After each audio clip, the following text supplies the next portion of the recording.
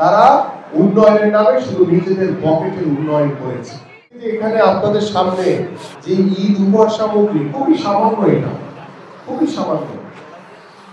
আমরা কিন্তু এখানে উপস্থিত হয়েছি যে কোনো ভোটের রাজনীতির জন্য না।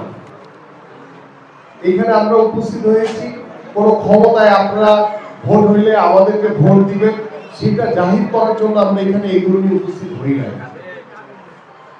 আমরা গত রমজান মাস, এই যে রমজান মাস প্রায় শেষের পথে, আমরা রমজানের প্রথম দিন থেকে আমরা একটি কার্যক্রম শুরু করেছি আমাদের বিএনপির ভারপ্রাপ্ত চেয়ারম্যান জনাব তারেক রহমানের নির্দেশনায়, যেটি আপনারা বিভিন্ন পাড়া মহল্লায়, বিভিন্ন আনাচে কানাচে পাবলিক প্লেসে আপনারা দেখেছেন যে আমরা এবার ইফতার আয়োজন করেছি আমরা সাধারণ মানুষের জন্য। সেটা কিন্তু শুধু ভোটের রাজনীতির জন্য আমরা করি নাই, আমরা করেছি মানবিকতার জন্য, আমরা করেছি সেই অসহায় মানুষগুলোর পাশে দাঁড়ানোর জন্য, আমরা করেছি আপনারা কিভাবে ভালো থাকবেন, কিভাবে আপনাদেরকে পাশে রেখে সাথে রেখে আমরা আপনাদের যে দাবি, আপনাদের যে অধিকার, সেই দাবিগুলো যাতে আমরা আপনাদের পৌঁছে দিতে পারি আপনাদের কাছে, আপনাদের যে অধিকার, সেই অধিকার যাতে আমরা পরিপূর্ণভাবে প্রতিষ্ঠিত করতে পারি, সেই জন্য আমরা আপনাদের পাশে এসে দাঁড়িয়েছি। আমরা এই যে আজকে যে জিনিসপত্রগুলো দেওয়া হবে ঈদ উপহার সামগ্রী, সেটা আমরা এসেছি আমাদের দায়বদ্ধতা থেকে। আমরা আপনাদেরকে কোনো লোক দেখানোর জন্য এখানে আসি নাই।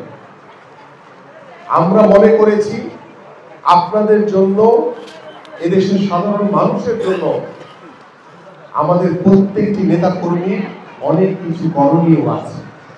সেই করণীয় জায়গা থেকে মানবিক দিক চিন্তা করে আপনাদেরকে কিভাবে সহযোগিতা করতে পারি, যৎসামান্য এই সামান্য উপহার সামগ্রী আপনাদের কাছে পৌঁছে দেওয়ার মাধ্যমে আমরা সেই সহযোগিতাটুকু আপনাদেরকে করতে চাই। আমি এই কথাগুলো এই কারণে এইভাবে বললাম যে অনেকে অনেক জায়গায় স্বৈরাচার আমলে আমরা দেখেছি, কারণ তারা তো জনগণ থেকে বিচ্ছিন্ন ছিল, তারা সাধারণ মানুষের জন্য কোনো কিছু করেনি, তারা উন্নয়নের নামে শুধু নিজেদের পকেটের উন্নয়ন করেছে। বাট আমরা আপনাদের উন্নয়ন করতে চাই, আপনাদের কল্যাণ করতে চাই, আমাদের কোনো কিছুর প্রয়োজন নাই। আপনারা শুধু আমাদের জন্য শুধু দোয়া করবেন, আল্লাহ পাক যাতে সব সময় আপনাদের জন্য কিছু করার তৌফিক দান করেন। আপনাদের মনে রাখতে হবে যে গত 17 বছর যে স্বৈরাচার বাংলাদেশের মানুষের উপরে যে জুলুম নির্যাতন নিপীড়ন চালিয়েছে, সেই জুলুম নির্যাতন নিপীড়নের শিকার ভবিষ্যতে যাতে আবার কোন এলাকাবাসী, এদেশের সাধারণ মানুষ, একটি জনগণের উপরও যাতে সেই জুলুম নির্যাতন নিপীড়ন আর না হয়।